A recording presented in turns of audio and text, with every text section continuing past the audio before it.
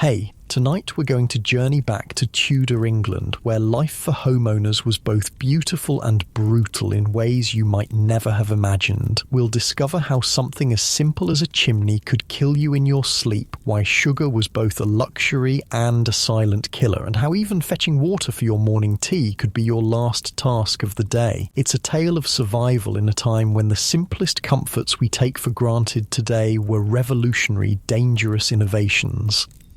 Hey, if you're enjoying these stories, I'd really appreciate a like or subscribe. I'm curious where you're listening from, so drop a comment with your location and what time it is there. Now, find a cozy spot, take a slow, deep breath, and let your body sink into comfort as we journey back in time together.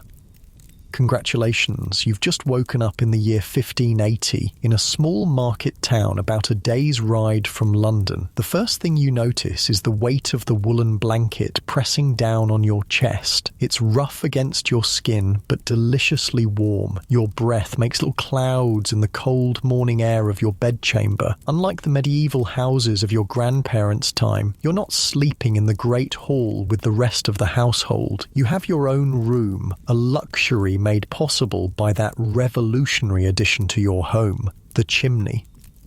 Roll over and you can see it, a massive stone structure jutting from the wall, its brick facing stretching up toward the ceiling. Good news, you're part of the rising middling sort, not nobility, but prosperous enough to afford this fancy new technology. Bad news, that impressive chimney might just kill you one day. But let's not worry about that right now. Your toes curl against the chill as you slide them onto the rush-covered floor. Little fragments of dried herbs crush beneath your feet, releasing faint scents of lavender and rosemary that barely mask the other smells that have accumulated since you last changed the rushes. The floor coverings serve a purpose. They keep the cold of the earth from seeping up through the packed dirt floor, but they harbour their own dangers. Erasmus, that famous Dutch scholar who visited England, once wrote with disgust about how the bottom layer of rushes in some homes remained unchanged for 20 years, becoming a nasty stew of ale, fish juice, vomit, the leakage of dogs and men, and other abominations not fit to mention. But you're proud of your home, and you try to change the floor coverings at least once a season. Still, your nose wrinkles slightly at the musty odour that rises with each step. You pull on your linen undergarments, the same ones you've been wearing all week. The cold fabric sticks to your skin, making you shiver. Next comes your wool kirtle if you're a woman, or woolen breeches and doublet if you're a man. Either way, you'll be wearing multiple layers that you won't wash for quite some time. In Tudor England, changing your linen undergarments counts as bathing for most ordinary folks. The linen absorbs the oils and dirt from your skin, and changing it every week or so keeps you reasonably clean by Tudor standards. You feel a gentle twinge in your jaw. That back tooth has been bothering you again. You run your tongue over it, feeling the rough edge where a piece broke off. Sweet treats have become more common in your diet since sugar prices dropped and your teeth are paying the price. You've seen people with blackened, rotting teeth, and you've heard stories of those who died from tooth ailments when infections spread to their blood. Tomorrow, you might visit the barber surgeon to have it pulled, but today you just rub a mixture of honey and herbs on it to dull the pain, ironically using sugar to soothe a problem likely caused by sugar. The first priority is getting the fire going. You kneel before the hearth in your chamber, arranging kindling in the cold ashes. The flint and steel spark after a few strikes, catching the dried tinder. You blow gently, coaxing the tiny flame to life, then gradually add larger pieces of wood. The fire catches properly, and warmth begins to radiate through the room. Smoke curls up the chimney, and you feel a momentary pang of pride. Not everyone has a proper chimney yet. Many homes still have central hearths with smoke holes in the roof. Your chimney allows you to have this private chamber with its own heat source. It's transformed how you live, making your home more comfortable and private than the great hall houses of the previous century. But like every comfort in Tudor England, it comes with hidden risks. Last summer, the chimney in the Fletcher family's home caught fire during the night. The wattle and daub backing of their poorly constructed chimney smouldered for hours before erupting into flames that consumed half the street before it was contained. 12 people died, including all 4 Fletcher children.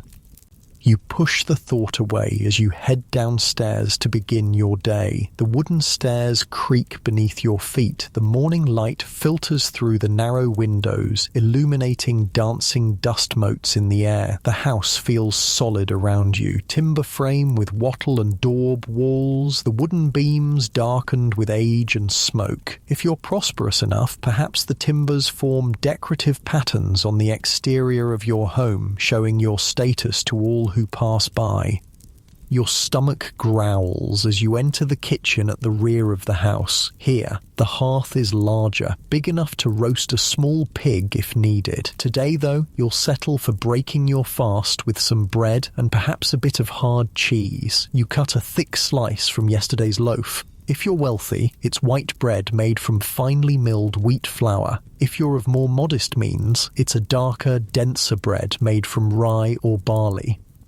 The bread feels heavy in your hand, substantial. You bite into it, and the chewy crust gives way to a slightly sour interior. It's not light and fluffy like modern bread. It's dense with a distinct tanginess from the natural fermentation. It takes work to eat, requiring proper chewing, but it's filling and sustaining. You follow it with a swig of small beer, a weak, low-alcohol brew that's safer to drink than water from most sources. Beyond the kitchen door lies your garden, a carefully tended plot that provides herbs for cooking and medicine, vegetables for the table, and flowers for simple beauty. If you're a woman, much of your day will be spent tending this garden, preserving its bounty and transforming its yield into food and remedies for your family. With breakfast finished, it's time to face the first major chore of the day, fetching water. Without running water or indoor plumbing, every drop used in your household must be carried in by hand. If you're fortunate, there's a well near your home. If not, you'll need to make your way to the nearest stream or river. You grab 2 wooden buckets and step outside. The morning air is fresh after yesterday's rain, and puddles dot the dirt path that leads from your door. The weight of empty buckets feels deceptively light as you swing them at your sides. Your neighbours are already out, women with laundry baskets heading to the stream, craftsmen opening shop fronts, apprentices sweeping doorways. You nod greetings as you make your way to the communal well at the centre of town. A small queue has formed already. Water gathering is a communal activity, a chance to exchange news and gossip. You wait your turn, listening to talk of rising food prices and the latest proclamation from Queen Elizabeth that has been posted at the Market Cross. When it's your turn, you lower the well bucket down, hearing the distant splash as it hits water. The rope pulls taut in your hands as you begin the labour of hauling it back up. The muscles in your arms and back strain with the familiar effort. Water sloshes over the sides as you empty the well bucket into your own containers. Now comes the true work. Each bucket, filled to the brim, weighs about 40 pounds. You lift them with practiced care, balancing the weight as you begin the walk home. Water splashes onto your skirts or leggings with each step, and by the time you reach your door, your arms are trembling with effort. This journey will be repeated multiple times today for cooking, cleaning, brewing, and if it's laundry day, many more trips will be needed.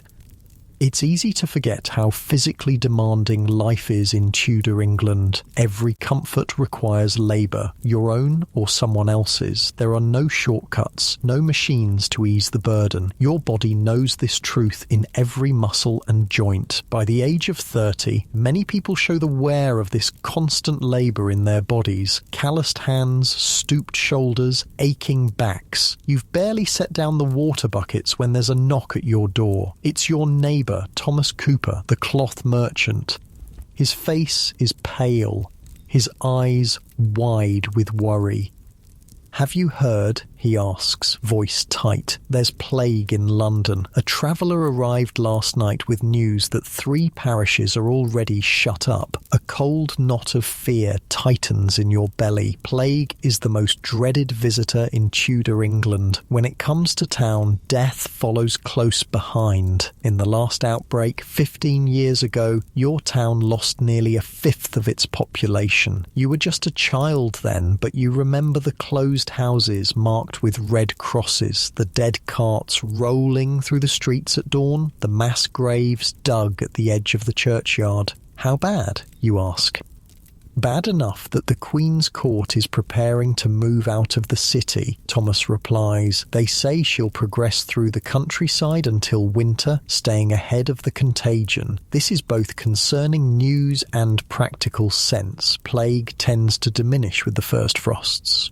If the outbreak can be contained until then, there's hope it won't spread to the outlying towns. But trade with London is the lifeblood of your local economy. If goods stop flowing, hardship will follow even if the disease doesn't. We should be safe here for now, you say, trying to sound more confident than you feel. But perhaps it's time to stock up on provisions. Thomas nods grimly. My wife is already preparing our plague remedies. Best to be ready. After he leaves, you find yourself mentally inventorying your own medicine cabinet, the dried herbs hanging from the kitchen rafters, the small pots of salves and tinctures on the shelf. Perhaps it's time to gather fresh herbs from the garden to make a plague preventative. No one really knows what causes the pestilence, but most believe it travels through foul air. Sweet-smelling herbs might offer some protection. You step into your garden, feeling the soil beneath your feet, breathing in the scents of thyme, sage and rosemary. The garden is both pantry and pharmacy to your household. Here grows the food that will sustain you and the medicine that might save you. You begin to clip sprigs of rosemary and lavender for a protective pomander, a ball of herbs that you can carry and sniff frequently if plague threatens. The rhythm of garden work calms your mind. Your fingers work the soil, pulling weeds, checking the progress of vegetables. The physical connection to the earth grounds you in the present moment despite the worrying news. The sun warms your back as you bend and stretch, and the familiar ache in your muscles feels right, natural.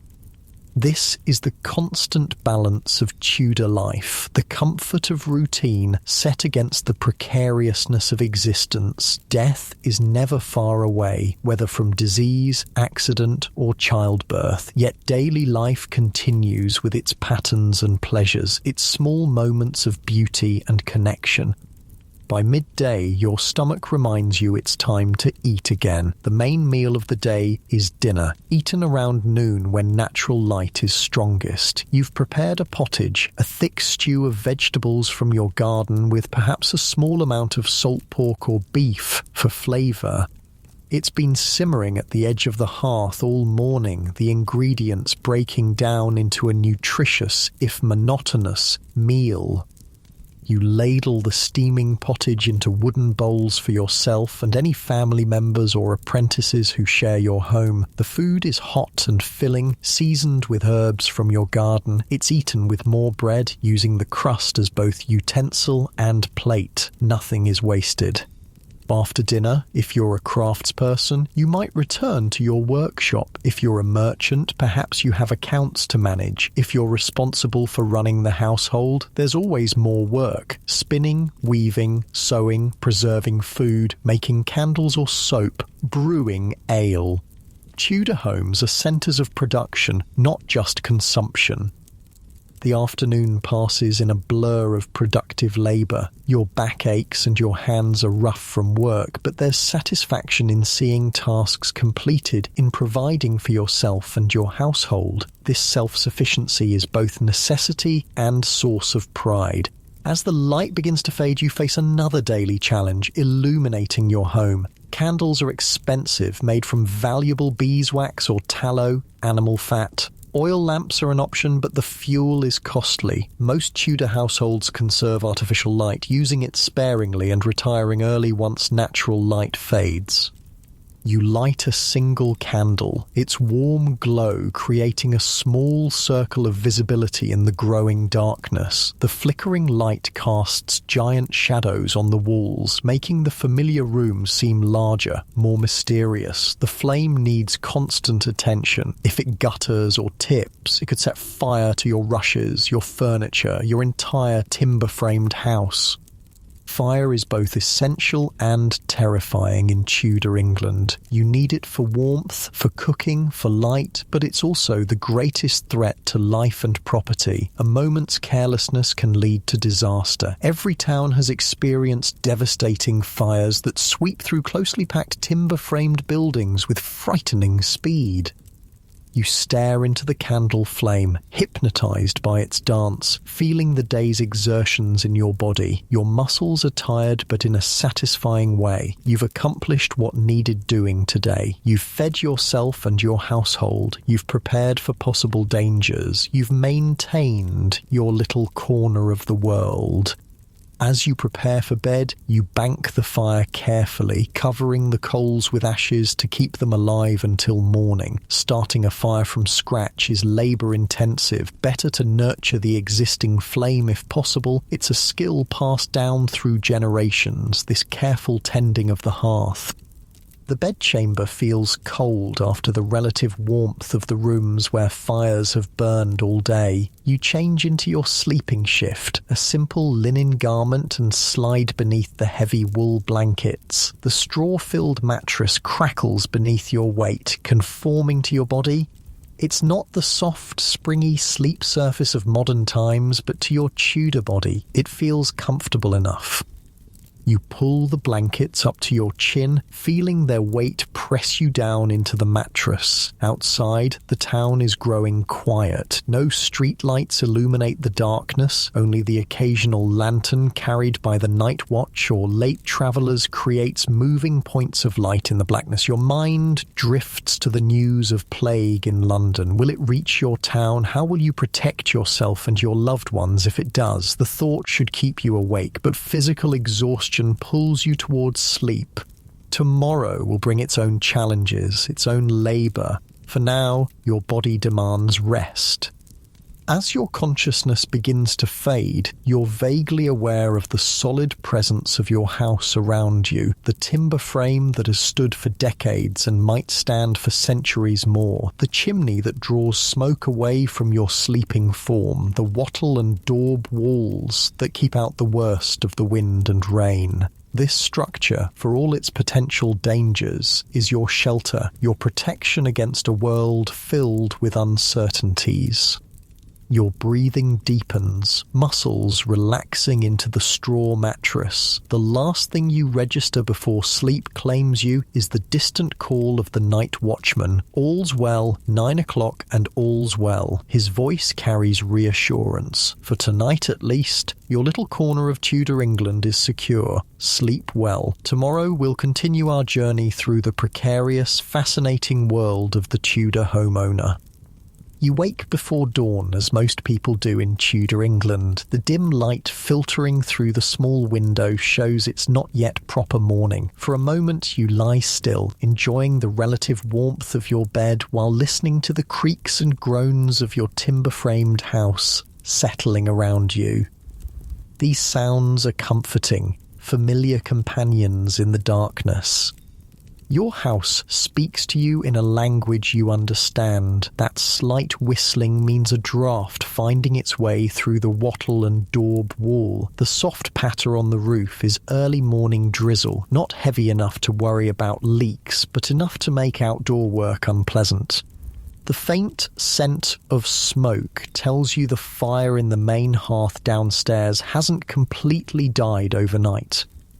With a deep breath, you push back the heavy woolen blankets and swing your feet to the floor. The cold rushes up through your body from the soles of your feet. Rush matting cushions your steps as you move to the small table where you keep your clothes. Dressing is a deliberate process.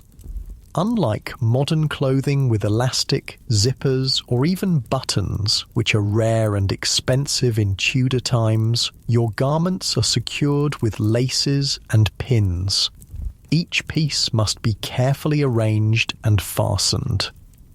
You make your way downstairs in the half-light, moving with practiced ease through the familiar space. The main room of your house feels chilly after the night without a fire. Your first task, as it is every morning, is to rekindle the hearth. Kneeling before the fireplace, you uncover last night's carefully banked coals. Good news, there's still a dull red glow hidden beneath the ashes. You gently add small kindling, blowing softly until flames appear. The fire grows steadily as you add larger pieces of wood and warmth begins to radiate outward. As the room brightens with firelight, you can see the impressive structure of your chimney more clearly. It's a relatively new addition to houses of the middling sort, replacing the open hearths that once dominated the centres of homes. Before chimneys became common, smoke from indoor fires would simply rise to fill the upper portion of the house, before eventually finding its way out through a hole in the roof. Eyes would sting, lungs would burn, and everything would be covered in a film of soot. Your chimney, with its brick structure and proper flue, draws the smoke upward and out of your living space. It's a marvel of modern Tudor engineering and a status symbol that shows your prosperity. But as you watch the flames dance in the hearth, you can't help thinking about your neighbour's tragedy last winter. The Millers had just finished building their new chimney, a grand structure of brick and stone that dominated their main room. They'd hired a local mason rather than one of the skilled chimney builders from London, and the work had been completed quickly and for less than the usual cost. For 3 months they'd enjoyed their smoke-free home, showing it off to visitors with pride. Then came the bitter cold spell in January. They'd built up their fire higher than usual, trying to ward off the biting chill. In the middle of the night, the weight of the chimney, combined with the heat that had weakened its hastily constructed foundation, caused it to collapse entirely. The falling bricks crushed Thomas Miller as he slept on the pallet bed near the hearth. His wife and children survived, but the household's main provider was gone in an instant. Such stories are common enough that in many towns, new regulations have been established for chimney construction. In Oxford, ordinances passed just a few years ago require all chimneys to be built of tile, slate or brick, not the wattle and daub that made up many earlier versions. The rules also demand that chimneys be swept 4 times yearly, with a fine of 3 shillings and 4 pence for any chimney that catches fire due to neglect. You poke at your own fire, watching as sparks fly upward into the dark chimney flue. Your chimney is well built, constructed by a mason with a good reputation. Still, you make a mental note to have it swept soon. Better to spend a few pence on prevention than risk everything to a fire. With the fire established, you fetch the iron pot hanging nearby and carry it outside to the water barrel. The barrel collects rainwater from the eaves of your house, not clean enough for drinking, but sufficient for cooking and washing. You dip the pot in, feeling the cold water envelop your hands. By the time you've carried it back inside and hung it over the fire to heat, your fingers are red and stinging from the chill. While the water heats, you prepare the morning pottage, a simple porridge of oats with perhaps an apple chopped in if you're fortunate. Food in Tudor England follows strict seasonal patterns. In late summer and autumn, there's relative abundance. Winter brings limited options, and spring can be the leanest time of all when stored foods are running low and new crops aren't yet ready for harvest. The smell of cooking porridge fills the room, a comforting scent that signals the proper beginning of the day. Other household members begin to stir, drawn by the warmth and promise of food. Conversation is minimal at this early hour, just the necessary exchanges about the day's work ahead. After breaking your fast, it's time to face one of the most perilous tasks of Tudor daily life, fetching clean water for drinking. The water barrel outside collects rainwater, but it's not considered suitable for consumption. For drinking, cooking, and brewing the small beer that safely quenches daily thirst, you need fresh water from a clean source. You grab 2 wooden buckets and head out into the muddy lane. The overnight rain has made the path slippery, and you step carefully, mindful of your footing. Falls are common and can be deadly. A broken limb often leads to infection, and without effective treatments, what begins as a simple accident can end in death.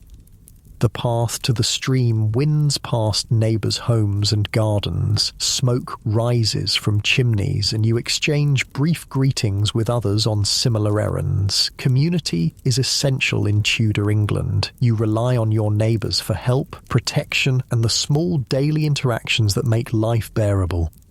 At the stream, you find several women already gathered. Some are filling water vessels like you, while others have brought laundry to wash. The stream serves multiple purposes for your community. Drinking water is collected upstream, while washing and other activities that might contaminate the water are done downstream. You carefully make your way down the slippery bank to where the water runs clear over rocks. Placing your buckets in the flow one at a time, you watch them fill with the cold, clear liquid.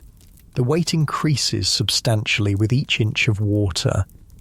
With both buckets full, you face the challenging return journey. Each bucket weighs over 30 pounds, and you must balance them carefully as you climb the muddy bank. Your arms strain with the effort, muscles developed through years of similar labour. The water sloshes dangerously with each step, some spilling over the rims and soaking your skirts or leggings. The coroner's reports from your region tell the grim story of how dangerous this simple task can be. Last year alone, 3 women drowned while collecting water. One slipped and hit her head on a rock, another fell through ice during winter, and a third was caught in suddenly rising waters after heavy rain upstream. Men aren't immune either. Several have drowned while watering horses or fishing. Water is life, but in Tudor England, it's also a constant threat. Even when safely collected, it can harbour invisible dangers. Many who drink from wells or streams near towns fall ill with flux or bloody flux, dysentery, their bodies racked with cramps and deadly diarrhoea.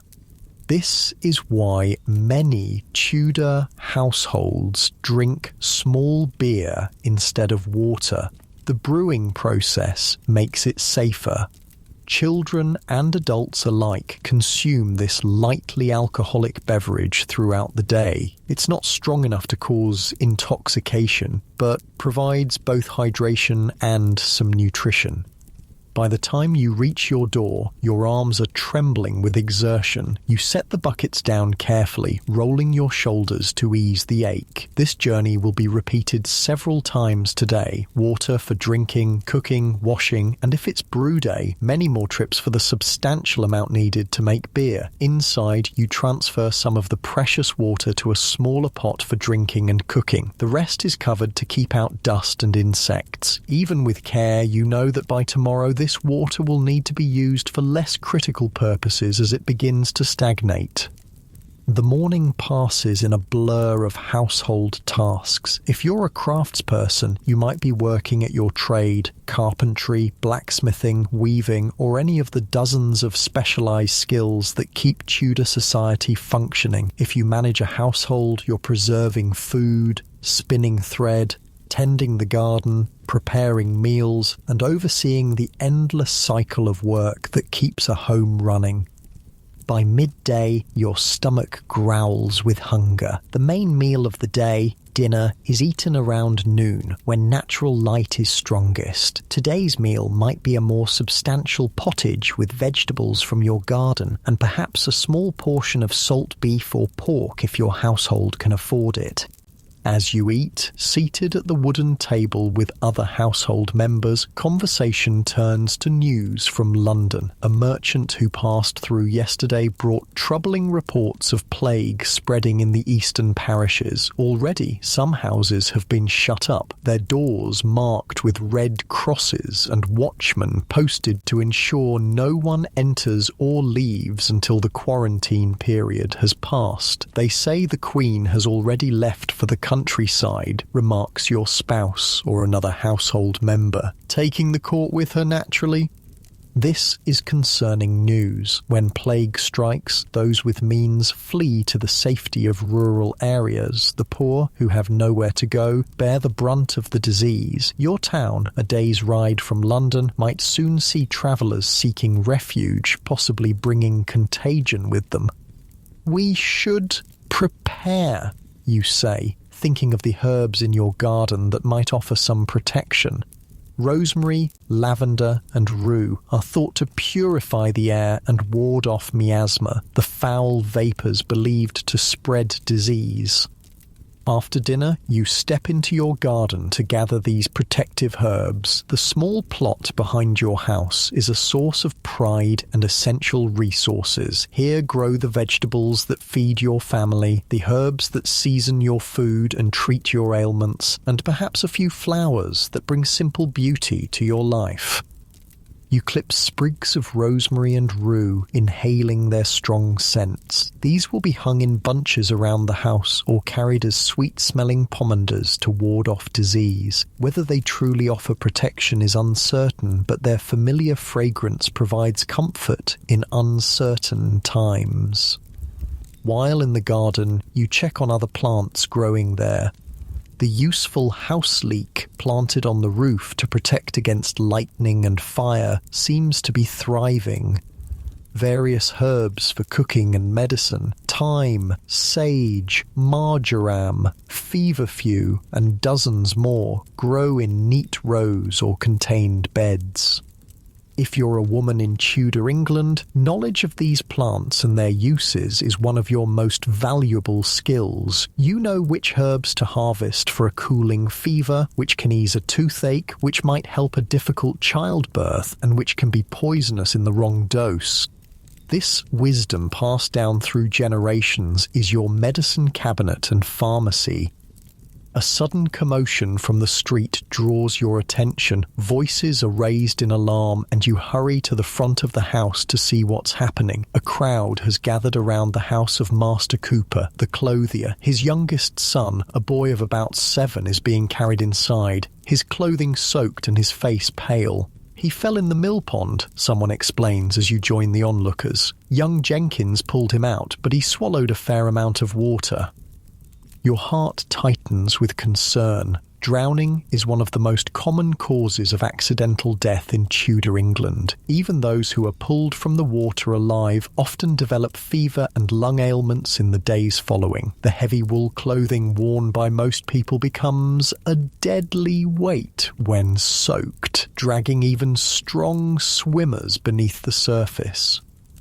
You watch as the unconscious boy is carried inside, his mother weeping alongside. There's little that can be done beyond warming him, trying to remove the water from his lungs and praying. Without modern medical knowledge or equipment, many such accidents end in tragedy.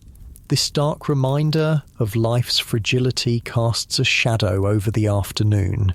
You return to your tasks with more care, more awareness of the dangers that lurk in even the most mundane activities. In Tudor England, death is not a distant possibility, but a constant companion, visiting homes with regrettable frequency.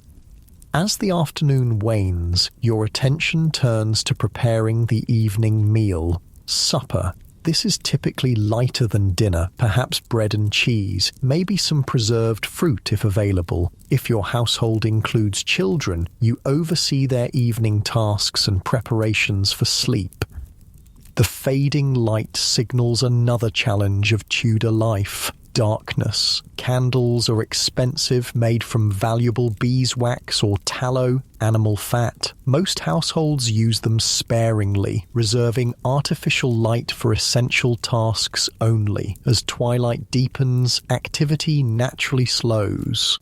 The working day, which began before dawn, starts to wind down with the setting sun.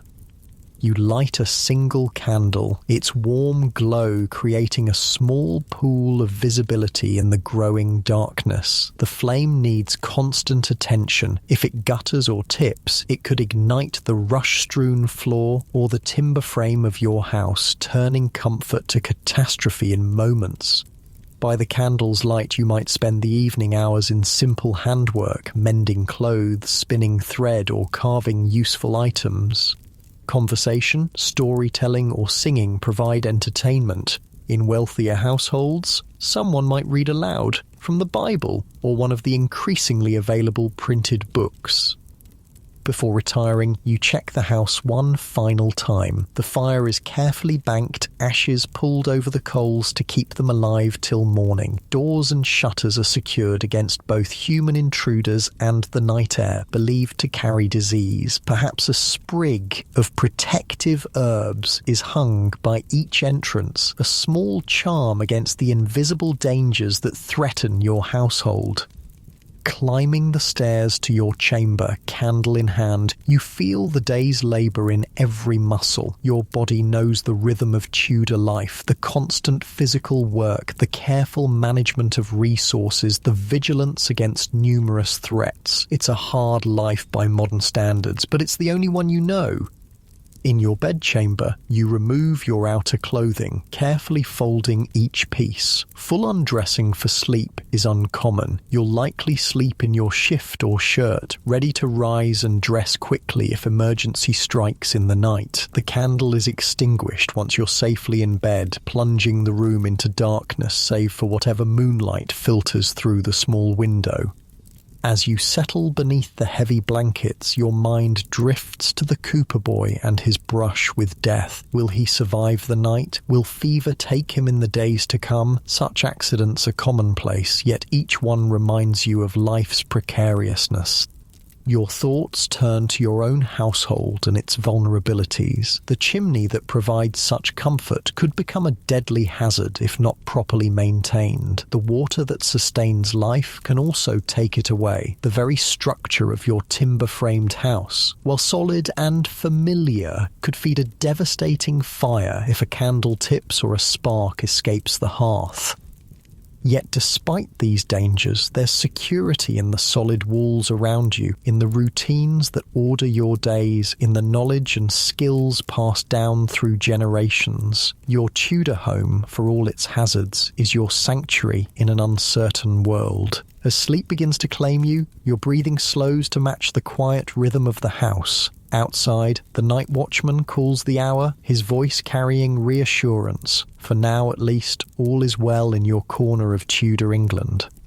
Tomorrow will bring its own challenges. More water to haul, more meals to prepare, more threats to navigate. But it will also bring small pleasures, the satisfaction of work well done, the comfort of familiar faces, perhaps a moment of beauty in the garden, or a shared laugh with neighbours. This balance of hardship and simple joy defines life in your Tudor home. The constant physical labour and vigilance against danger are offset by the deep satisfaction of self-sufficiency and the strength of community bonds. You fall asleep to the faint creaking of ancient timbers, the house that both protects and endangers you singing its nightly lullaby. Your body relaxes into the straw-filled mattress, muscles gradually releasing the tension of the day's work. Your breathing deepens, consciousness fading. The last thing you register before sleep claims you completely as gratitude for surviving another day in the beautiful, precarious world of Tudor England. Sleep well. Tomorrow we'll continue our journey through the perils and pleasures of Tudor home ownership. morning arrives with pale light filtering through the small glass window panes, a luxury that not every Tudor home enjoys. Many still use oiled paper or wooden shutters to cover window openings, keeping out the worst of the weather while allowing a bit of light to enter. Your glass windows mark you as someone of means, part of the prosperous middling sort who can afford some comforts. You stretch beneath the heavy woolen blankets, feeling the familiar ache in your muscles from yesterday's labour. Every part of Tudor life requires physical exertion, and your body bears witness to this truth. Your hands are calloused from work, your back accustomed to bending and lifting, your legs strong from walking miles each week on errands and chores. As you rise and dress, your thoughts turn to your aching tooth. The pain has grown worse overnight, a dull throb that intensifies when you drink anything hot or cold. In Tudor England, toothache is not merely an inconvenience. It's a potentially serious condition that can lead to deadly infection if left untreated. Good news, there are remedies available to you. Bad news, none of them are particularly pleasant, and some carry their own risks. The safest option is to try herbal treatments first. You make your way downstairs and out to your garden, where cloves grow alongside other medicinal herbs. Chewing a clove and placing it directly against the painful tooth might bring temporary relief. Oil of cloves, if you have it in your store of remedies, works even better. But herbs can only do so much against the relentless progress of tooth decay. If the pain persists, you'll need to visit the barber surgeon, who serves as dentist, bloodletter, and minor surgeon all in one. His primary treatment for toothache is extraction, a procedure performed without anesthesia, beyond perhaps a strong draught of alcohol to dull your senses slightly. The tooth will be pulled with a large pair of metal forceps, a painful process that risks breaking the tooth or damaging the jaw if done poorly. Infection following extraction is common, sometimes leading to fever, swelling, and occasionally death if the infection spreads to the bloodstream.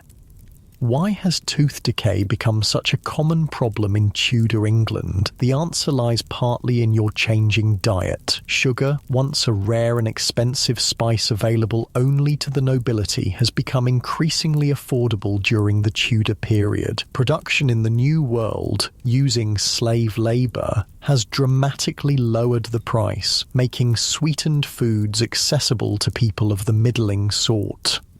Sugar has transformed Tudor cuisine, making possible all manner of sweet treats that were previously unknown. Candied fruits, sweet puddings, sugared cakes, and comfits, sugar-coated seeds or nuts, have become popular additions to the tables of those who can afford them. Even savoury dishes often contain sugar, which is considered both a flavouring and a preservative. What few realise is that this delicious new ingredient is silently damaging teeth across England. The acids produced when sugar breaks down eat away at tooth enamel, creating painful cavities that inevitably lead to extraction. Skulls from this period examined by modern researchers show extensive decay compared to those from earlier eras. You run your tongue over your painful tooth, feeling the rough edge where a piece has broken away. Perhaps it's time to visit the barber surgeon and have done with it. Better to endure the brief agony of extraction than suffer prolonged pain that might eventually lead to something worse. After a simple breakfast of bread and small beer, you make your way through the muddy streets to the barber surgeon's shop. It's easily identified by the striped pole outside, the red and white bands symbolising bloody bandages wrapped around a pole, a graphic advertisement of the bloodletting services offered within. The shop is small but clean, with a chair positioned near the window to catch the best light. Tools of the trade hang on the wall or rest on a nearby table. Razors for shaving, bowls for catching blood during bleeding, cupping glasses, and the dreaded tooth forceps. Master Simmons, the barber surgeon, greets you with professional cheer. He's a respected figure in the community, trained through a formal apprenticeship and licensed by his guild. When you explain your problem, he nods with understanding. Open wide and let me see, he instructs, peering into your mouth as you sit in the wooden chair. His fingers, surprisingly gentle, probe the painful area. Ah yes, badly decayed. It must come out before the corruption spreads. He reaches for a small vial on his shelf. Rinse with this first. It will numb the area somewhat.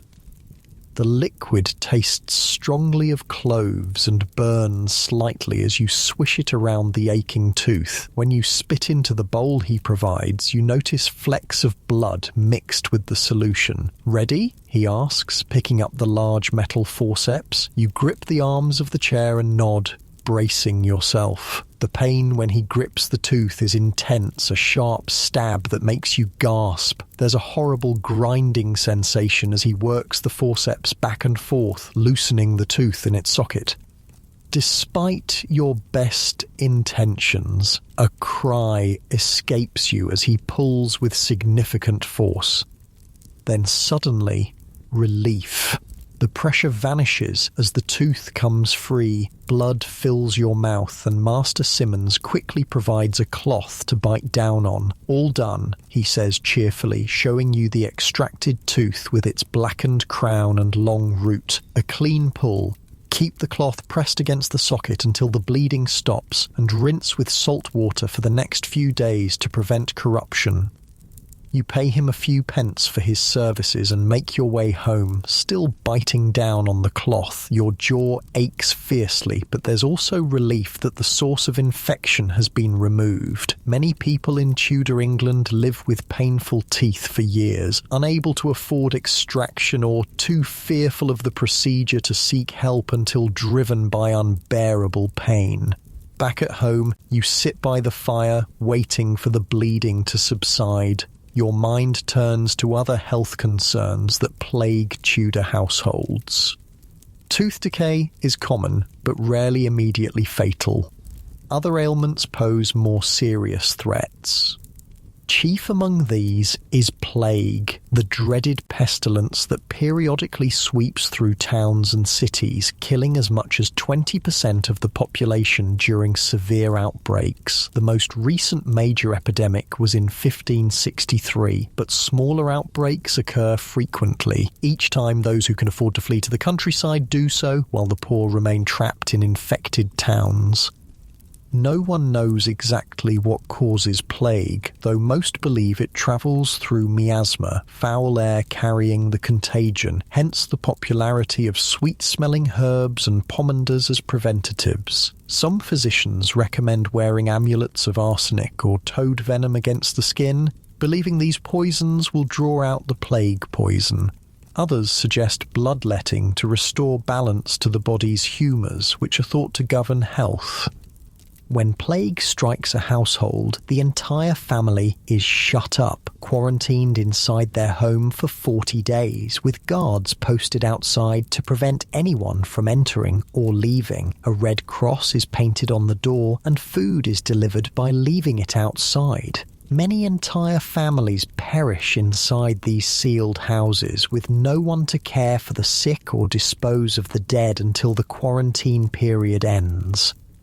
But plague isn't the only disease that threatens Tudor homes. In recent decades, a new ailment has appeared, the French pox or Great Pox, which we now know as syphilis. Unlike plague, which strikes suddenly and kills quickly, syphilis is a slow, progressive disease that can take years to manifest its most severe symptoms.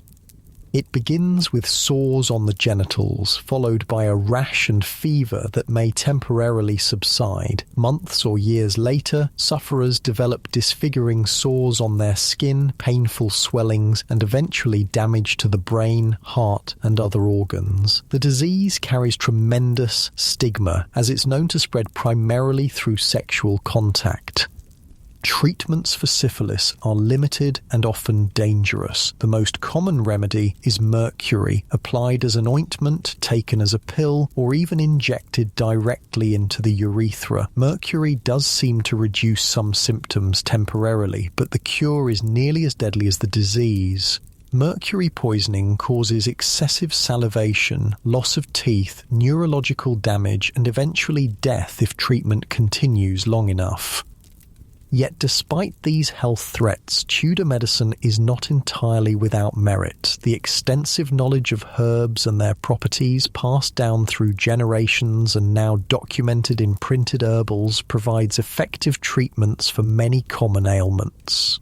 Willowbark tea genuinely relieves pain and reduces fever as it contains salicin, a compound similar to modern aspirin. Comfrey poultices do help heal wounds and broken bones, earning the plant its nickname knitbone. Your herb garden is your primary pharmacy, growing remedies for everything from headache to digestive troubles. Each plant has been carefully cultivated, not just for its culinary uses, but for its medicinal properties. Feverfew for migraines, chamomile for sleep and digestion, sage for sore throats, rosemary to improve memory, and dozens more. The bleeding from your extracted tooth has finally stopped. You rinse your mouth with salt water as instructed and feel cautiously around the empty socket with your tongue. The pain is still present but different now, a dull healing ache rather than the sharp throb of infection. With this immediate health concern addressed, your thoughts turn to the rest of the day's tasks.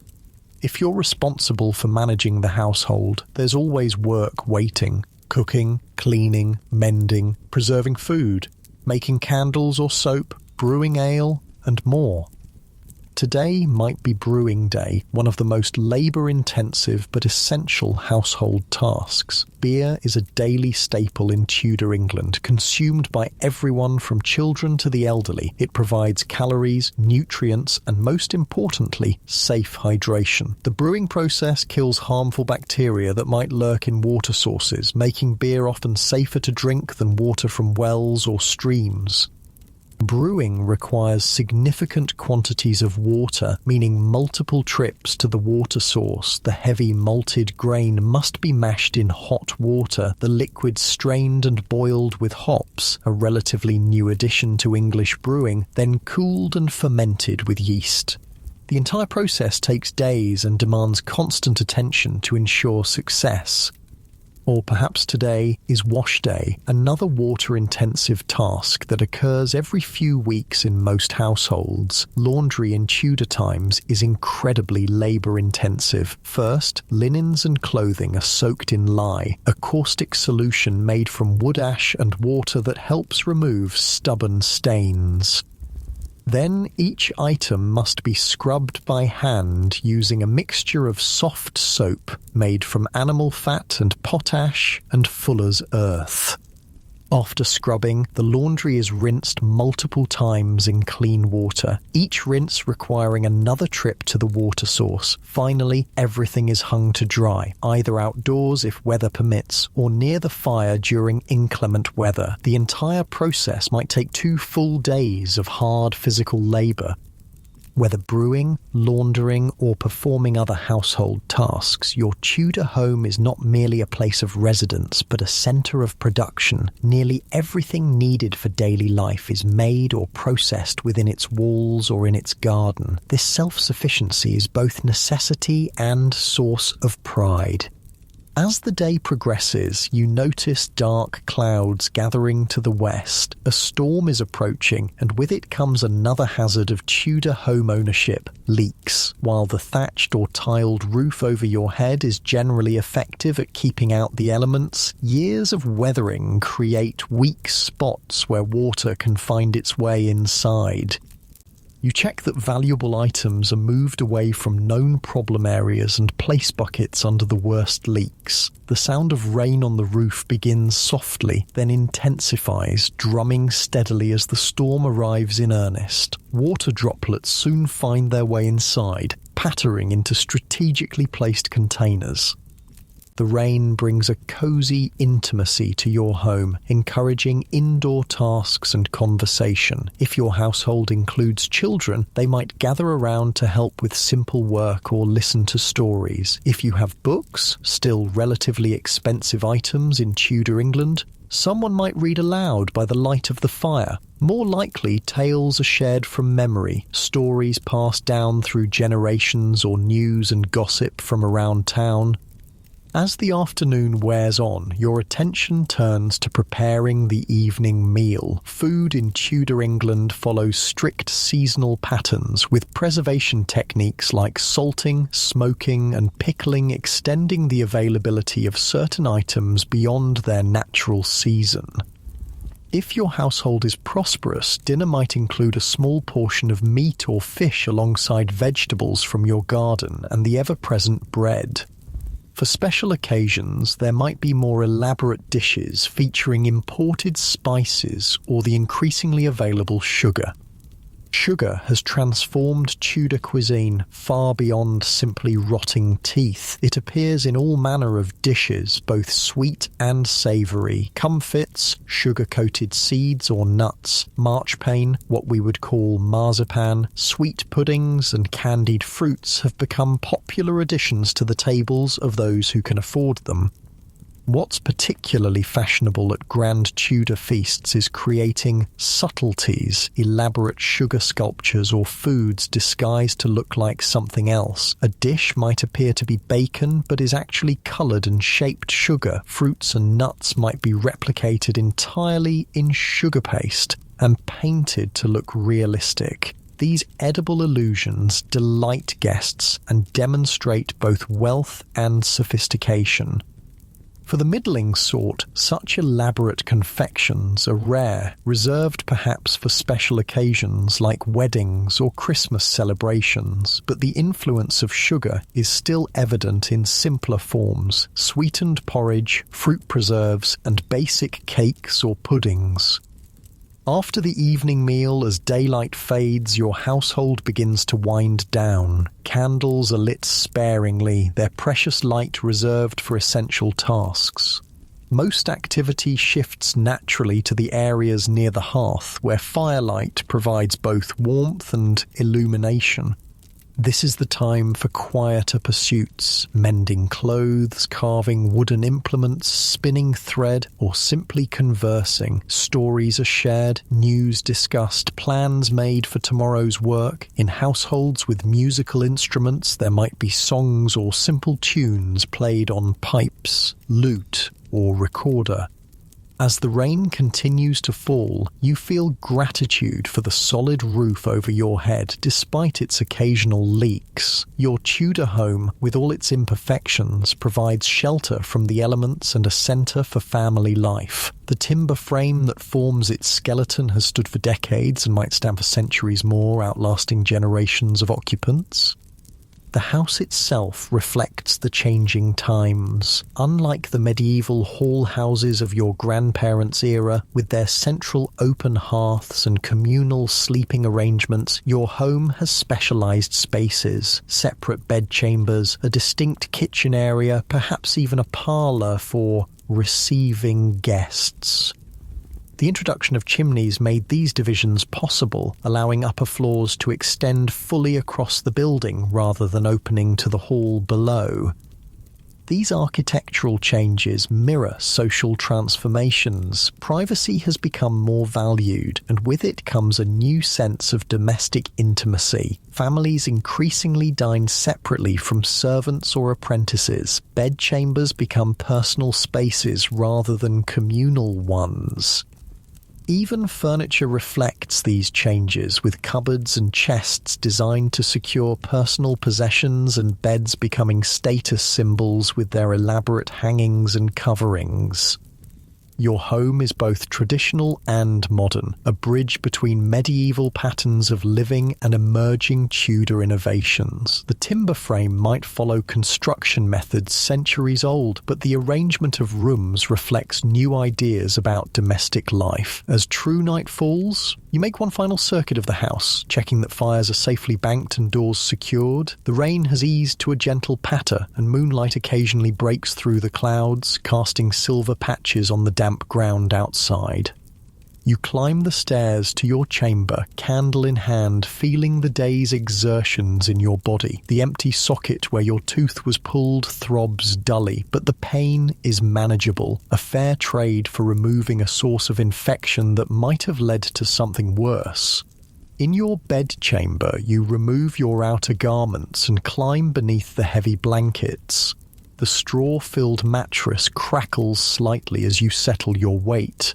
Outside, the night watchman calls the hour, his voice carrying reassurance through the damp night air. 10 o'clock and all's well. You extinguish the candle, and darkness envelops the room, broken only by occasional moonlight through the small window. As sleep begins to claim you, your mind drifts through the events of the day. The extraction of your tooth, the household tasks completed, the storm weathered safely. Life in Tudor England is precarious, balanced always on the edge of disaster. Disease, fire, structural collapse, drowning. Dangers lurk in the most mundane aspects of daily existence. Yet humans are remarkably adaptable creatures. You navigate these hazards with knowledge passed down through generations, with community support, with the practical skills that define Tudor life. Your breathing slows, muscles relaxing into the mattress. The last thing you register before sleep claims you completely as the steady drumming of rain on the roof, a gentle rhythm that has lulled countless generations to sleep in houses not so different from your own. Sleep well. Tomorrow, we'll continue our journey through the perils and pleasures of Tudor home ownership. The morning light filters through your window, casting long shadows across the timber-framed walls of your bedchamber. You blink away sleep, momentarily disoriented by the unfamiliar gap in your mouth where yesterday the barber surgeon extracted your aching tooth. Your tongue explores the empty socket, tender still, but the throbbing pain that had plagued you for weeks is blessedly absent. Outside, birds announce the arrival of day with their chorus. The rain has cleared, leaving behind a freshly washed world. You can hear movement downstairs, other household members already beginning their day. In Tudor England, rising with the sun is not a choice, but a necessity. Daylight is precious, especially in winter months when darkness claims most of the day. As you dress, pulling on layers of linen and wool, your gaze falls on the structure of your room itself. The walls are a testament to Tudor building techniques, timber framing with wattle and daub infill. The wooden beams, darkened with age, form a sturdy skeleton, while the spaces between are filled with a mixture of woven sticks, wattle covered with a composite of wet soil, clay, sand, animal dung and straw, daub. This construction method has advantages and disadvantages. Good news, it's relatively inexpensive using locally available materials. The timber frame provides strength while the wattle and daub offers insulation against cold and heat. Bad news, it's vulnerable to weather and pests. Prolonged rain can weaken the daub, causing it to crack and fall away. Insects and rodents can burrow into the walls, making homes in the organic materials. You notice a small crack in the daub near the window, a repair needed before winter arrives. Maintaining a Tudor house is a constant process, not an occasional event. The organic nature of the building materials means they degrade naturally over time, requiring regular attention to prevent more serious structural issues. Making your way downstairs, you find the main room already warming from the freshly lit fire in the hearth. If you're the head of the household, family members or servants might already be preparing the morning meal. If you're a servant yourself, you join in the morning tasks, each person knowing their role in the well-orchestrated dance of household management. Breakfast is simple, perhaps porridge made from oats, some bread left from yesterday, maybe an apple if they're in season. The morning meal is not the elaborate affair it will become in later centuries. It's fuel for the body, taken quickly before the day's work begins in earnest. After eating, you step outside to survey your property. If you're of the middling sort, you likely have a small garden for vegetables and herbs, perhaps an orchard with a few fruit trees, and possibly a yard for chickens or other small livestock. This productive space around your home is crucial for self-sufficiency, providing much of the food that sustains your household throughout the year.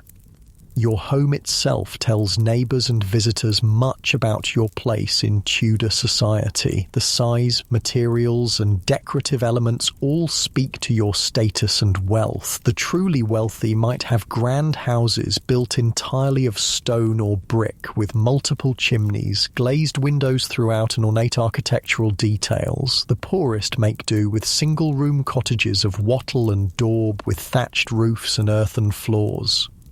Your house stands somewhere between these extremes, substantial enough to include multiple rooms and at least one good chimney, perhaps with glass in the main windows and wooden shutters for the rest. The exterior might show decorative timber framing in patterns that please the eye, while strengthening the structure. These patterns vary by region, close studding in some areas, elaborate diagonal bracing in others.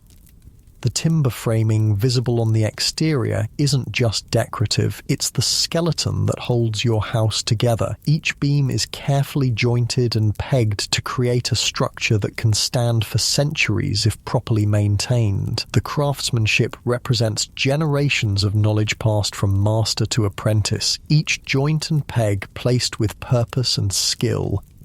Yet this sturdy skeleton harbours its own dangers. The heavy timbers, while strong, can shift over time as the wood ages and the ground beneath settles. A beam that moves even slightly can crack the surrounding daub, allowing dampness to penetrate the walls. In extreme cases, timbers can rot at crucial junction points, threatening the structural integrity of the entire building. Fire presents an even greater threat to timber-framed houses. In a world lit and heated by open flame, where cooking happens over hearth fires and candles provide evening light, the risk of fire is ever present. The timber frame that gives your house its strength becomes fuel if flames ever take hold, and the closeness of houses in towns means a fire in one building can quickly spread to engulf entire streets. This is why towns have begun implementing fire regulations requiring chimneys to be properly constructed and regularly swept. Some towns even maintain hooks and ladders specifically for fighting fires, along with leather buckets kept ready for bucket brigades. Despite these precautions, devastating fires remain common, periodically destroying significant portions of towns and cities. As you check your property, you notice your neighbour has begun a renovation on their house, adding a new wing that extends toward the street. This reflects another aspect of Tudor building practices. Houses often grow organically over time, with additions built as families expand or prosperity increases. What begins as a simple hall house might, over decades, develop wings, extensions, additional floors, or specialized rooms as needs change and resources allow.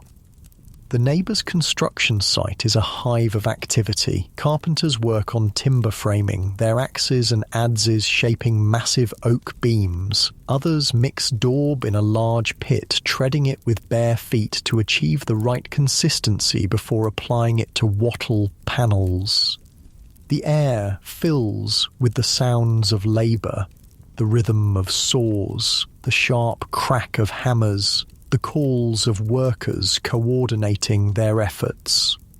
building a house in Tudor England is a community affair. Specialists like carpenters, tilers and glaziers bring their expertise, but neighbours often contribute labour as well, particularly for raising the heavy timber frames, a task requiring many hands. This community involvement creates bonds of obligation and reciprocity. When your own house needs repair or expansion, you'll call on the same network for assistance.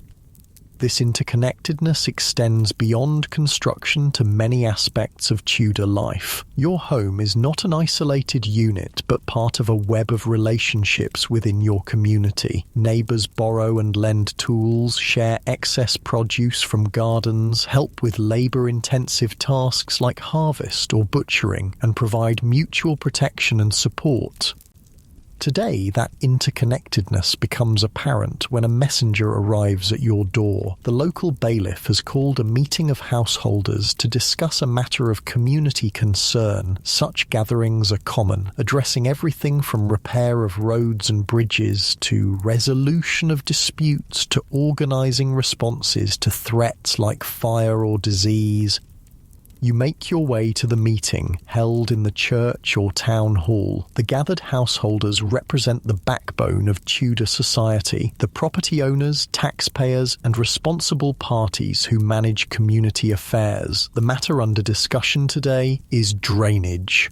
Recent rains have caused flooding in the lower part of town, and action is needed before winter brings more wet weather.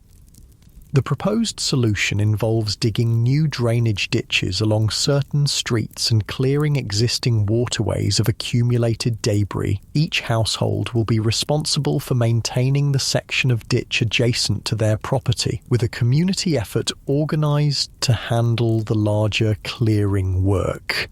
Failure to maintain your section could result in fines, as the community has the right to enforce participation in matters affecting public welfare.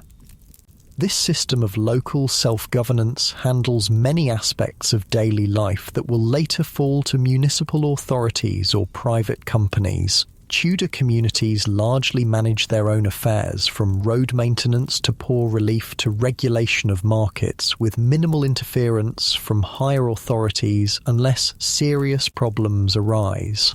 After the meeting, you return home with a clearer understanding of your responsibilities to the community. The shared labour will begin tomorrow, with each household expected to provide at least one able-bodied worker for the common portions of the project. Back at your house, domestic activities continue. If it's brewing day, large quantities of water have been hauled from the stream or well, grain has been mashed and the liquid is now boiling with hops in a large copper kettle over the fire. The house fills with the rich, malty scent of brewing beer, a smell that will linger for days. If it's baking day, the large bread oven built into the side of the chimney has been heating since early morning. Wood is burned inside the oven until it reaches the proper temperature, then raked out before the dough is placed inside. The residual heat bakes the bread, gradually cooling over hours, allowing different items to be baked in sequence, from bread requiring the highest heat to pies and then cakes as the temperature drops. These activities, brewing, baking, laundry, candle making, soap making, follow a regular rhythm in Tudor households. Each is labour-intensive and often scheduled on a particular day of the week or month. The Tudor housewife or householder is not merely maintaining a home, but managing a small-scale production facility that creates many of the necessities of daily life. This production extends to food preservation, crucial for survival through lean seasons. As harvest time approaches, households prepare to process and store foods that will sustain them through winter and spring. Fruits are preserved as jams or dried. Vegetables might be pickled in vinegar or stored in cool, dry conditions. Grains are carefully dried and stored away from rodents. Meats are salted, smoked or dried to extend their usability. Proper food storage is essential yet fraught with challenges. Rodents and insects threaten stored grains and dried goods. Moisture can cause mold and rot. Temperature fluctuations can spoil preserved foods. Countless Tudor households have experienced hunger not because food wasn't produced, but because it couldn't be properly preserved or protected in storage. Your home includes various storage solutions, perhaps a root cellar dug beneath the floor, keeping vegetables cool and dark, sealed crocks for pickled and preserved foods, hooks in the chimney for smoking meats, and locked chests for valuable spices and imported goods. Each storage method represents generations of practical knowledge passed down through families. As afternoon advances toward evening, unexpected visitors arrive, travellers seeking lodging for the night. Hospitality in Tudor England is both a social obligation and a practical necessity in an era when public accommodations are limited outside major towns. Refusing shelter to respectable travellers would damage your reputation and social standing. Good news. Visitors bring news and novel conversation, breaking the routine of daily life. Bad news. They also bring risk of disease, of theft, even of political or religious complications in this era of shifting allegiances and religious turmoil. You welcome them as custom demands, offering food and drink appropriate to their apparent status. The visitors are merchants travelling to the next market town carrying cloth and small luxury goods. Their conversation brings welcome news from other communities and hints of events in London and beyond. Hosting guests requires rearrangement of sleeping arrangements. In most Tudor homes, beds are limited, and visitors might share sleeping space with household members or servants. Privacy, in the modern sense, is not an expectation. Bodies occupy space pragmatically, with gender and status determining appropriate arrangements more than notions of personal space. The evening meal is enhanced slightly to honour the guests. Perhaps a better cut of meat is served, or preserved fruits are offered as a sweet conclusion. Candles are lit more liberally than usual, extending the sociable hours past sunset. Conversation flows, aided perhaps by ale or wine if your household can afford it.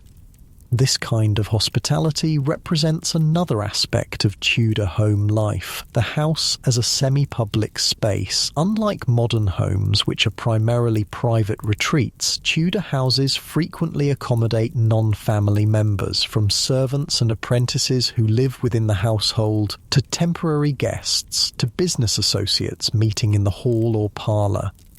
As darkness falls completely, your home transforms. Shadows dance on the walls as candle and firelight flicker. The massive timbers that form your house's skeleton seem to grow larger in the dim light, their presence both reassuring in their strength and slightly ominous in their looming darkness. Night brings its own dangers. Fire risk increases with candles burning in multiple rooms. The darkness outside conceals potential intruders, thieves or worse. Town gates may be closed and watchmen patrol the streets, but security in Tudor times is far from guaranteed. Many households include protective elements against both physical and supernatural threats. Door and window locks defend against human intruders, while carved symbols or herbs hung over entrances ward off evil influences. Superstition and practical security measures exist, side by side, neither seen as contradicting the other. Before retiring, you make a final circuit of the house, checking that fires are safely banked and candles extinguished, except for those needed by still wakeful household members. Doors are secured, shutters closed and latched. These nightly rituals are not merely habits, but essential precautions against the very real dangers of fire and intrusion. Your guests have been settled in whatever sleeping space could be arranged, perhaps sharing the hall floor with servants or given a pallet in a corner of a chamber. Their goods are secured, their horses, if they have them, stabled with your own animals or at a nearby inn if you lack facilities. Finally, you climb the stairs to your own chamber, candle in hand, feeling the day's exertions in your body. The socket where your tooth was pulled yesterday throbs gently, but the pain is manageable, a vast improvement over the sharp agony of infection. Your bedchamber feels particularly welcoming tonight. The familiar creaks of the timber frame, the slight rustling of the straw mattress as you sit on its edge, the weight of woolen blankets as you pull them up. These sensations represent security in a world filled with uncertainties. When you extinguish your candle and darkness envelops the room, broken only by moonlight filtering through the small window. Outside, the night watchman calls the hour, his voice carrying reassurance through the quiet streets.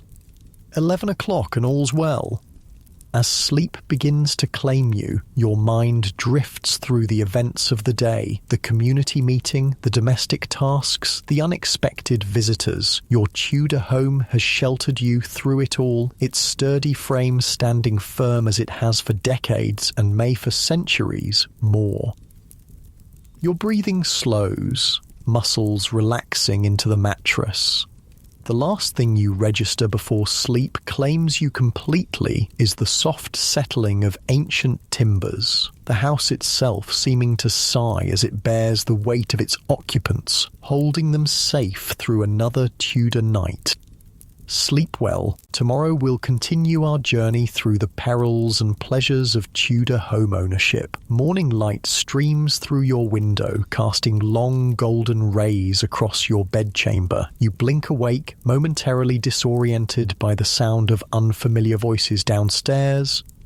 Then, remember last night's visitors, the merchants who sought lodging on their journey. In Tudor England, your home is never entirely your own. It exists within a network of social obligations and community connections. As you rise and dress, you can hear the household already bustling with activity. The visitors will need breakfast before continuing their journey. Servants or family members are stoking fires and preparing food, and the rhythms of another Tudor day have begun. The past few days have given us glimpses into many aspects of Tudor home ownership, the revolutionary impact of chimneys, the dangers of water collection, the tooth-rotting consequences of sugar, the constant threat of fire and disease, but perhaps the most profound change happening during this period is less visible. The very concept of home is transforming. In medieval times, most houses consisted primarily of a single great hall where all activities took place: cooking, eating, working, socializing, and sleeping. Privacy was minimal, with most household members bedding down together in the hall at night. But your Tudor house, with its multiple rooms, separate bedchambers, and specialized spaces, represents a new understanding of domestic life. This transformation was made possible by the chimney, when smoke no longer needed to rise from a central hearth to a hole in the roof. Interior walls and upper floors could divide the space into separate rooms. What emerged was a new concept of privacy and intimacy that would profoundly shape Western domestic life for centuries to come. As you make your way downstairs, you pass through spaces that would have been inconceivable a century earlier: a dedicated staircase rather than a ladder, perhaps a landing or small hallway, doorways leading to separate chambers rather than a single open hall. These architectural features reflect changing ideas about family, privacy, and domestic comfort. Entering the main room, you find your visitors already awake and breaking their fast with bread and small beer. They're dressed for travel, their goods packed and ready for the journey ahead. As merchants, they represent another transformative force in Tudor England, expanding trade networks that bring new goods, ideas, and sometimes dangers into ordinary homes. We've acquired some interesting items in London, one merchant tells you as you join them at the table. Spanish oranges, if you can believe it, brought by ship just last month, and glass beads from Venice that shine like jewels. The Tudor period witnessed an explosion in global trade and exploration. Ships returned from distant lands bearing exotic goods that gradually found their way into homes across England. Good news, these new items brought flavour, beauty, and innovation to daily life. Bad news, they sometimes carried hidden risks, from addictive properties to harmful ingredients to deadly diseases. Sugar, as we've seen, transformed Tudor cuisine while silently damaging teeth. Tobacco, another New World import, was initially praised as a medicinal herb before its addictive nature became apparent. Fine textiles from the East introduced new colours and textures to Tudor homes, but sometimes harboured insects or disease. Even seemingly innocuous items like Chinese porcelain or Italian glassware changed domestic habits and expectations. After your visitors depart with appropriate thanks for your hospitality, you turn your attention to household matters. If you're the master or mistress of the house, you might review accounts, assign tasks to servants or family members, or plan necessary purchases. If you're a servant yourself, you join in the daily work that keeps the household functioning. The division of labour in Tudor homes follows strict hierarchies based on gender, age, and status. Men typically handle certain tasks, heavy agricultural work, wood cutting, building maintenance, while women manage others, food preparation, textile work, dairying, brewing. Children assist with tasks appropriate to their age and strength, gradually taking on more responsibility as they mature. Yet amid these traditional patterns, Tudor England is experiencing significant social mobility. The dissolution of the monasteries under Henry VIII redistributed vast wealth and property, allowing some from the middling sort to rise dramatically in status. The expansion of trade creates new opportunities for those with skills in commerce or crafts. Even servants might save enough to eventually establish their own households. Your own home reflects this changing social landscape. Perhaps it includes some items that would have been unattainable for someone of your station a generation earlier. A piece of fine furniture, imported spices in the kitchen, a decorative object from abroad. These possessions aren't merely functional, but serve as markers of identity and aspiration in a society increasingly defined by consumption rather than just birth. The morning passes in productive labour, each household member contributing to the collective welfare through their assigned tasks. By midday, the main meal is ready, perhaps a pottage of vegetables and grains with a small portion of meat, accompanied by bread and small beer. The household gathers to eat, conversations flowing around recent events, plans for the afternoon, news brought by the travelling merchants. After the meal, you decide to walk through town on an errand, perhaps to purchase something needed for the household or to deliver finished goods if you practice a craft. The streets are alive with activity, apprentices running errands, market stalls displaying wares, animals being led to pasture or slaughter, children playing in the dirt. You pass the home of Master Fletcher, the wealthy merchant whose house stands as a testament to Tudor prosperity. Its ornate exterior displays elaborate timber framing in decorative patterns, multiple chimneys rise from the roof, and glass glints in every window. Such homes represent a new phenomenon in Tudor England, domestic architecture as conspicuous display. In medieval times, only religious buildings and noble residences were designed to impress. Ordinary homes, even those of the relatively wealthy, were primarily functional structures, but in the Tudor period, successful merchants, lawyers, and landowners began using their houses to demonstrate status and taste. Decorative features with no practical purpose, ornate chimney stacks, elaborate timber patterns, imposing entranceways became increasingly common. This shift reveals a fundamental change in how homes were perceived. No longer merely shelters or centres of production, they became expressions of identity, taste, and social position. The Tudor home was becoming a form of self-representation, a trend that would only intensify in subsequent centuries. Continuing through town, you pass another vivid reminder of Tudor realities, a house marked with a red cross on the door. A watchman stands nearby ensuring no one enters or leaves. The household has been quarantined due to suspected plague. The occupants sealed inside for 40 days, regardless of whether they show symptoms. Plague remains a persistent threat throughout the Tudor period, with major outbreaks occurring every few decades and smaller incidents appearing regularly. The disease strikes seemingly at random, killing some while sparing others in the same household. Its cause remains mysterious to Tudor medical knowledge, variously attributed to miasma, bad air, divine punishment, or astrological influences. The standard response, quarantine, often condemns healthy family members to infection by forcing them to remain with the sick. Those with means flee to country estates when plague threatens, while the poor must remain in infected towns, hoping to avoid contagion. You hurry past the marked house, perhaps touching a pomander of sweet-smelling herbs carried for protection or muttering a brief prayer. Disease in Tudor England is both commonplace and terrifying. A fact of life that nonetheless never loses its power to inspire dread.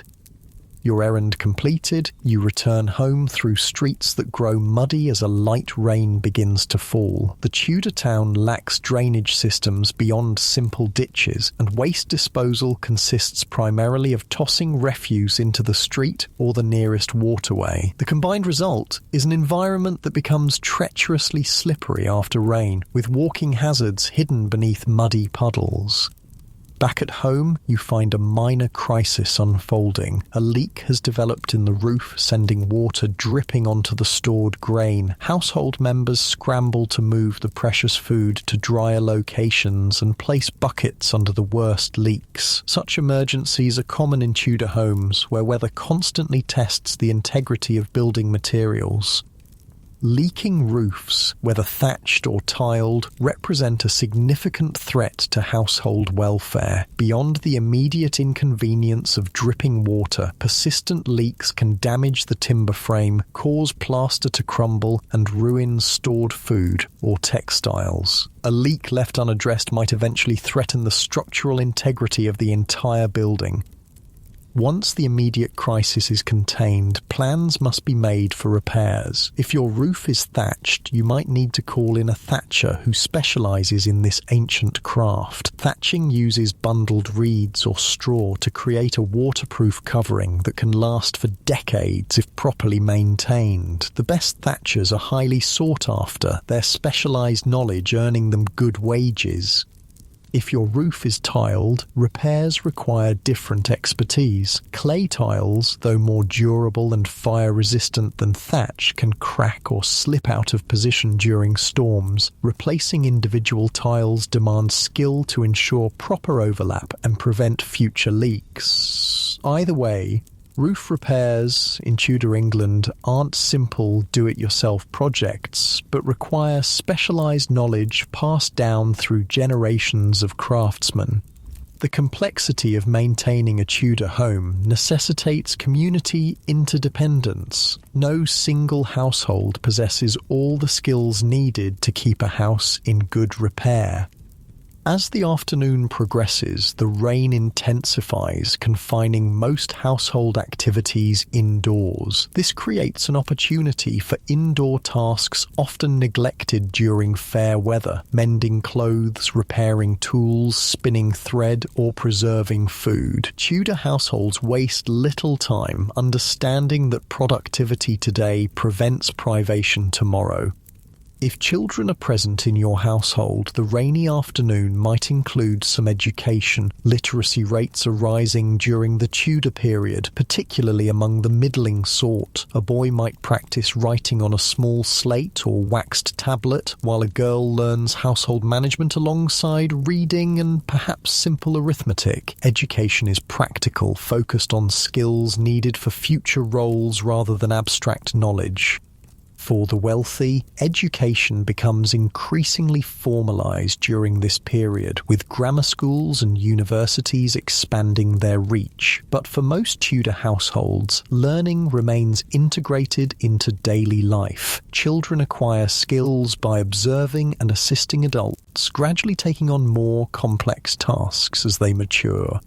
As evening approaches, preparations begin for the final meal of the day. Supper in Tudor times is typically lighter than dinner, perhaps bread and cheese with preserved vegetables or fruits. The household gathers once more around the table, sharing food and conversation as daylight fades. After the meal, activities shift to those possible by firelight or candlelight. Storytelling has been a cornerstone of evening entertainment since time immemorial, and Tudor households are no exception. Tales range from local legends to biblical stories to news from distant places, all passed orally from teller to listener.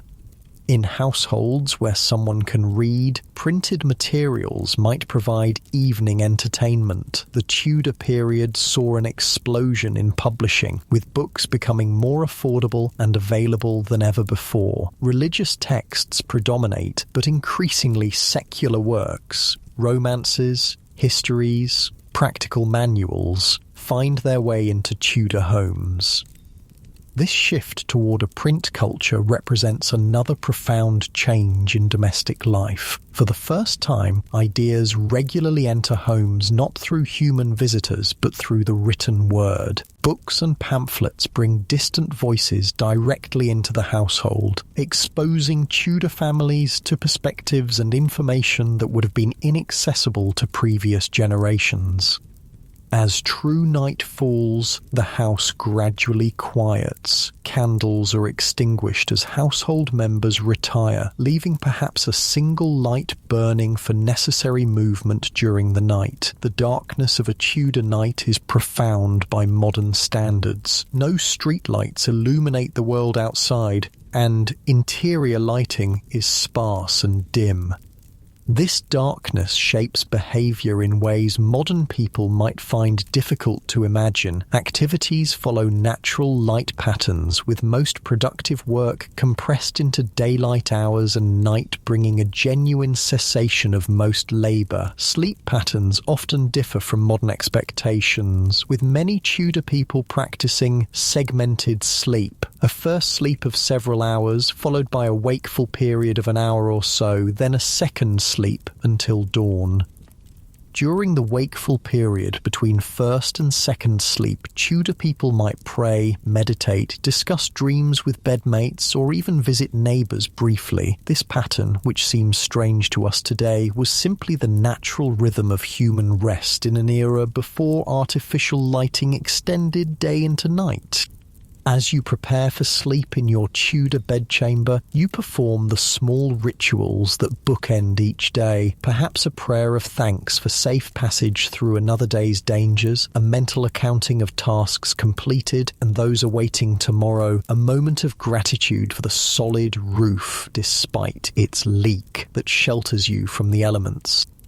Your home, for all its imperfections and hazards, represents security in a precarious world. The timber frame that has stood for decades might stand for centuries more, outlasting generations of occupants. The walls that sometimes crack and require repair nonetheless keep out the worst of wind and weather. The hearth that poses a constant fire risk also provides essential warmth and enables cooking.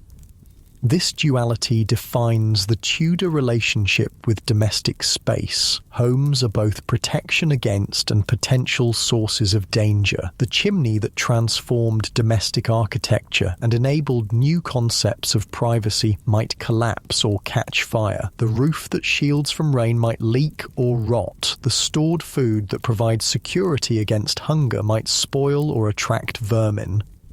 Yet, despite these risks, Tudor homes represent a remarkable achievement. Structures built primarily from organic materials that can last for centuries with proper maintenance. Many Tudor houses still stand today, their timber frames continuing to support walls and roofs after 400 years or more. This longevity testifies to the skill of Tudor builders and the soundness of their methods, developed through generations of practical experience. As you drift towards sleep, the familiar sounds of your Tudor home surround you, the occasional creak of ancient timbers, the soft rustle of straw in your mattress, perhaps the distant murmur of voices from household members still awake below. These sounds represent continuity, a domestic symphony that has lulled countless sleepers before you and will continue long after you're gone. Your breathing slows, muscles relaxing into the mattress. Outside, the night watchman calls the hour, his voice carrying reassurance through the rainy darkness. Midnight and all's well. Sleep claims you, drawing you into dreams perhaps influenced by the day's events, merchants with exotic goods, leaking roofs, the sobering sight of a plague-marked house. Your unconscious mind processes these experiences, integrating them into your understanding of the world. And as you sleep, the Tudor world continues its gradual transformation. New foods from distant lands slowly change dietary habits. Printed books spread ideas at unprecedented speed. Emerging technologies, better glass production, improved building techniques, more efficient tools, incrementally reshape daily life. Global trade networks expand, bringing novel goods into ordinary homes. These changes, imperceptible day by day, will eventually create a world that Tudor people would barely recognize. Your Tudor home stands at the crossroads of medieval and modern, incorporating elements of ancient building wisdom while introducing innovations that point toward future developments. The specialized rooms, the chimney that enables them, the glass windows that admit light while excluding weather, the locks and privacy features, all represent evolutionary steps toward what will eventually become the modern home. Tudor homeowners navigated a world of both tradition and transformation. They honored the wisdom of previous generations while cautiously embracing innovations that offered greater comfort, convenience, or status. Their homes were simultaneously workplaces, social spaces, refuges, and expressions of identity, multifunctional in ways that modern specialized living spaces often are not. What can we learn from these Tudor homeowners? Perhaps the value of adaptability, facing novel challenges with practical solutions drawn from accumulated wisdom. Perhaps the importance of community interdependence, recognizing that survival depends on shared knowledge and mutual assistance.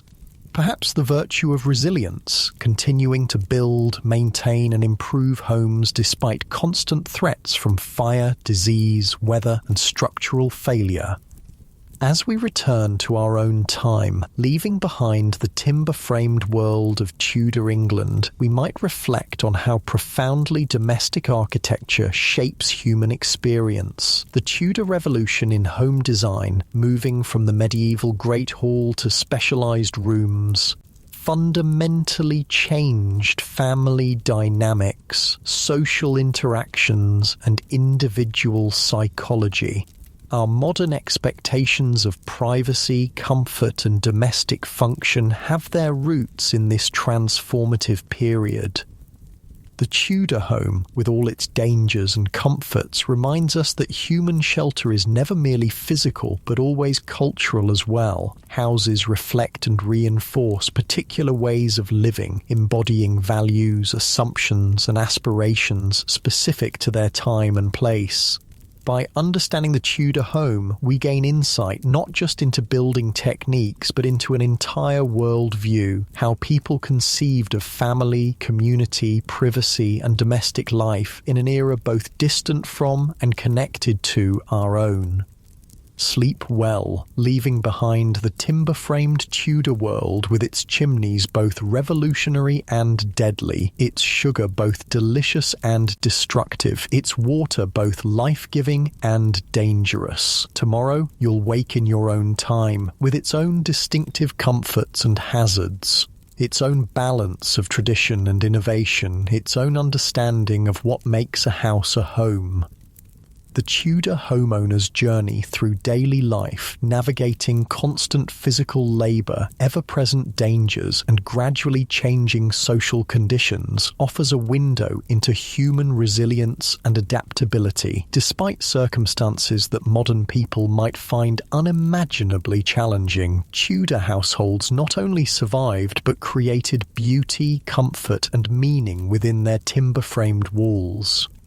Perhaps the most valuable lesson from our journey through Tudor domestic life is appreciation for the technologies that make our modern homes safer and more comfortable, for the medical knowledge that protects us from many diseases that ravaged Tudor communities, for the building codes and safety standards that reduce risks from fire and structural collapse, for the public infrastructure that delivers clean water and removes waste.